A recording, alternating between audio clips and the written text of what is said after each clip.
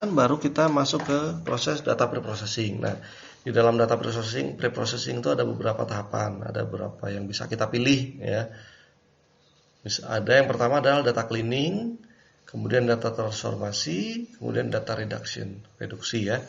Untuk data cleaning ini biasanya kalau ada bagian dari data itu yang hilang, apa yang harus dilakukan? Pilihannya adalah ya diabaikan saja atau ya diisi, yang kosong tadi diisi, apakah manual atau menggunakan metode yang lain. Kemudian jika terjadi untuk data cleaning juga jika terjadi data yang sifatnya noisy itu datanya tidak konsisten. Datanya itu biasanya data subjektif ini noisy ya. Data subjektif, masukan dari manusia itu sifatnya subjektif, dia maka akan bersifat noisy. Metode yang bisa kita pilih adalah binning. Kita pernah membahas binning, kemudian atau regresi atau clustering. Sedangkan untuk transformasi, untuk data transformasi kita bisa melakukan normalisasi. Normalisasi ini biasanya atribut-atribut di dalam sebuah dataset, kolom-kolomnya itu punya rentang nilai yang berbeda-beda. Tidak hanya tipe data, tapi rentang nilai yang berbeda-beda. Nah, dengan normalisasi, maka rentang data ini akan sama semua. Rentangnya itu mulai dari 0 sampai 1 semua.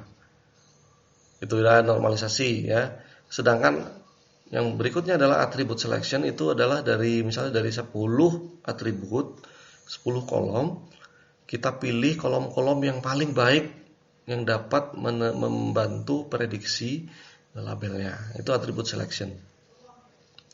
Sedangkan untuk diskritisasi itu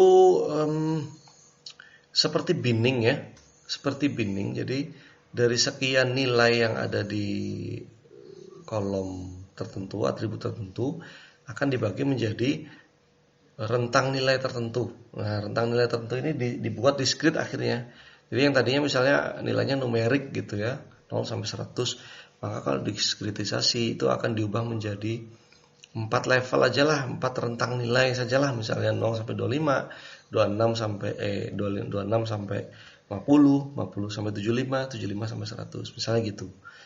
Kemudian ada konsep hierarchy generation. Kalau konsep hierarchy generation itu adalah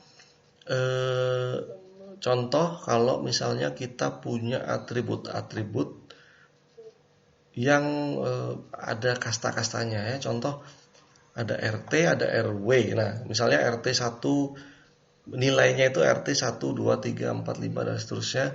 Maka kita boleh merangkum itu sebagai RW atau ada atribut yang nilainya itu kota-kota gitu ya, kumpulan kota. Nah, kita sederhanakan nilai-nilai itu supaya menjadi satu nilai misalnya adalah provinsi. Nah, itu akan menyederhanakan mentransformasi bentuk datanya nanti. Kemudian untuk data reduction, pengurangan data, di sini ada data cube aggregation. Anda boleh mempelajari sendiri apa itu data cube aggregation. Kemudian ada atribut subset selection, ini mirip dengan atribut selection juga. Kemudian numerosity reduction, jumlah ya.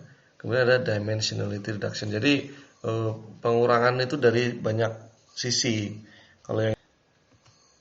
Nah, untuk lebih jelasnya Anda boleh membaca di sini Geeks for Geeks untuk data preprocessing, atau di research kit ini tentang data preprocessing untuk supervised machine learning.